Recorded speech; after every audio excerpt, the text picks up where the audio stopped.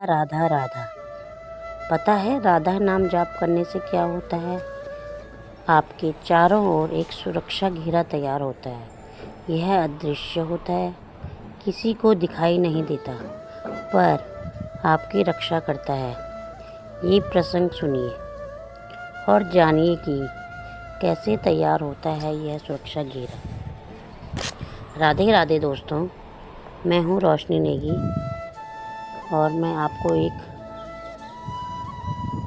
अखिलेश जी की कहानी सुनाने जा रही हूँ। अखिलेश अग्निहोत्री छतरपुर मध्य प्रदेश में एक एडवोकेट है, टैक्स एडवोकेट। वृंदावन आना जाना लगा रहता है, पर बरसाना कभी नहीं गए। 27 अक्टूबर को इनका जन्मदिन था।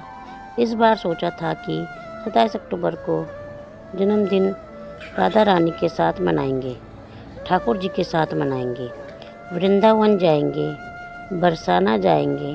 तो अपने परिवार के संग यह अपनी पत्नी और बेटे कुंज, अपनी बहन की 1 साल की बेटी और एक बड़ी बेटी रिद्धिमा और एक पड़ोस के पंडित जी के साथ निकले। 26 तारीख को इनकी एक टैक्स कॉन्फ्रेंस थी अलीगढ़ में, तो इन्होंने सोचा था कि वह भी अटेंड कर लेंगे। तो यह 24 को चल पड़े। तो राधा रानी की अद्भुत कृपा हुई कि 25 तारीख की रात्रि में शयन आरती के में सम्मिलित हुए। बड़े खुश थे, मन में यही चाह थी कि आज तक बरसाना नहीं गए, इस बार बरसाना जाएंगे, राधा रानी से मिलेंगे।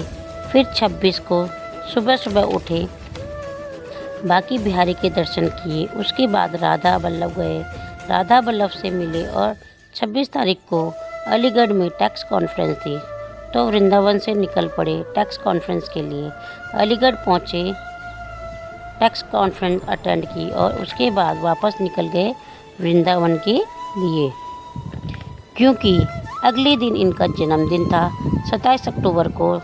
ये श्री गुरु प्रेमानंद जी को अपना गुरु मानते थे। तो 27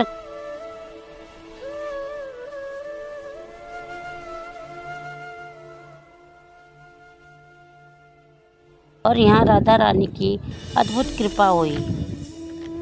यहाँ भी उनकी आरती चल रही थी। यहाँ वह गुरु प्रेमानंद जी से मिले और राधा रानी जी के दर्शन किए। तो उनके मन में आया कि इससे अच्छा जन्मदिन क्या हो सकता था।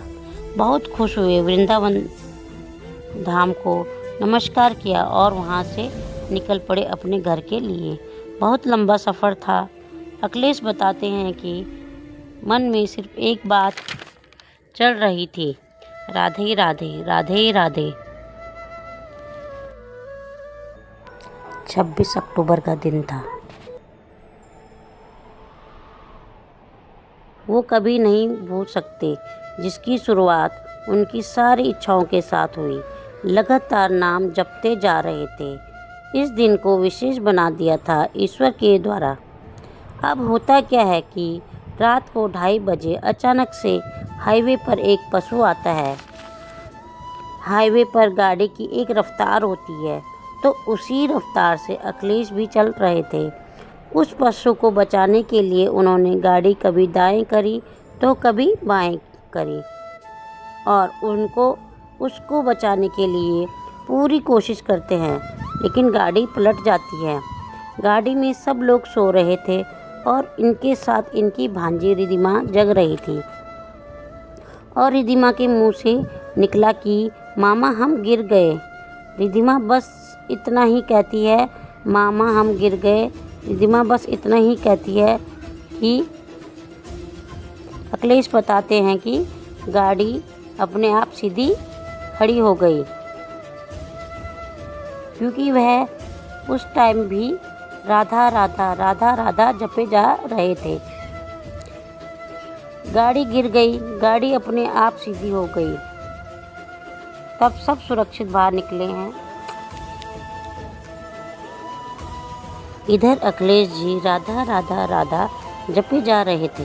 अखिलेश जी बताते हैं, जैसे रिद्धिमा ने कहा कि मामा गाड़ी गिर गई, गाड़ी अपने आप सीधी खड़ी हो गई। तब सब सुरक्षित बाहर निकलते हैं, पर किसी को एक भी खरोच नहीं आती। सबके सब सुरक्षित होते हैं, पर थोड़ा गाड़ी को नुकसान होता है। वह पशु भी बच जाता है।